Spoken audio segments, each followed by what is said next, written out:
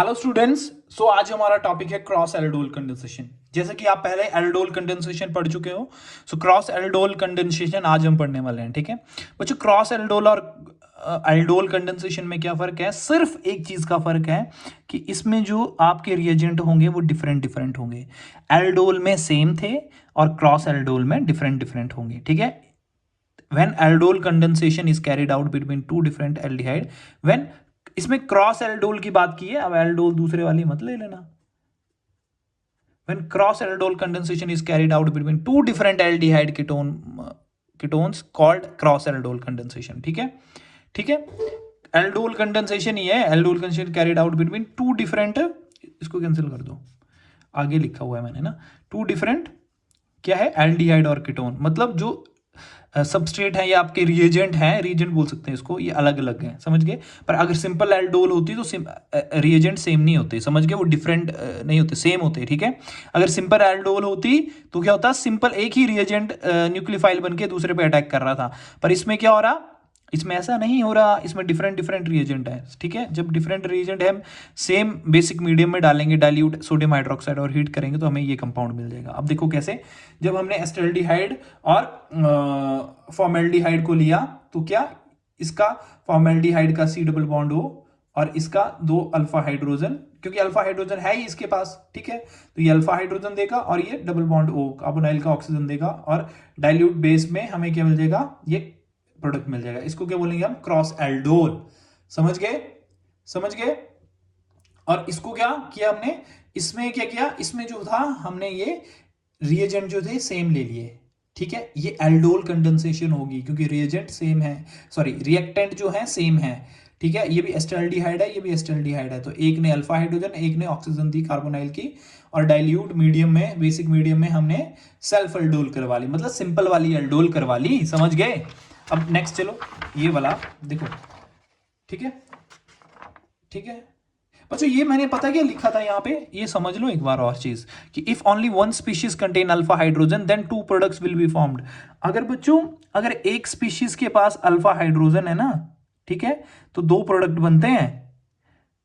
समझ गए, समझ गए, समझ गए ना कैसे बन रहे। एक जो हुआ वो क्रॉस एल्डोल का बना क्योंकि डिफरेंट डिफरेंट बन गया, और एक ने जिसके पास अल्फा हाइड्रोजन थे उसने अपने साथ ही सेम रिएक्टेंट के साथ मिलके सेल्फ एल्डोल बना ली। समझ गए, ये क्रॉस एल्डोल तो समझ गए, और इसमें सेल्फ एल्डोल भी बना ली कि अपने साथ भी रिएक्शन कर लिए। तो इसने दो प्रोडक्ट दिए जिनके पास एक अल्फा हाइड्रोजन होता है, एक स्पीशीज के पास ही अल्फा हाइड्रोजन होता है। अब हम एक ऐसी स्पीशीज पढ़ेंगे जिसके पास दिन दोनों रिएक्टेंट्स के पास अल्फा हाइड्रोजन है, तो ये हमें क्या मिक्सचर देंगे, फोर प्रोडक्ट देंगे।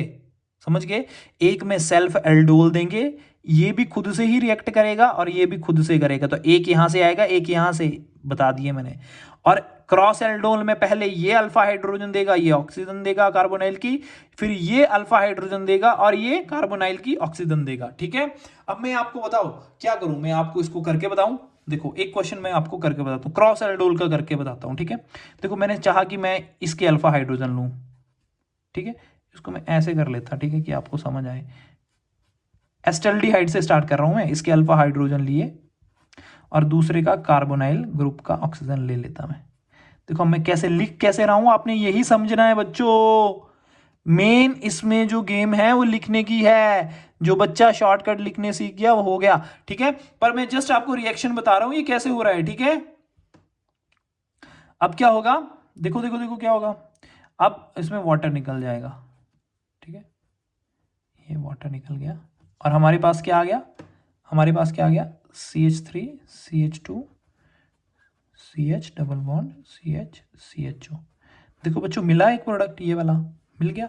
अब मैं इसका इसका अल्फा हाइड्रोजन लूंगा, इसकी कार्बोनाइल की ऑक्सीजन लूंगा, ये ये ये ये और इसका ऑक्सीजन ले लूंगा मैं।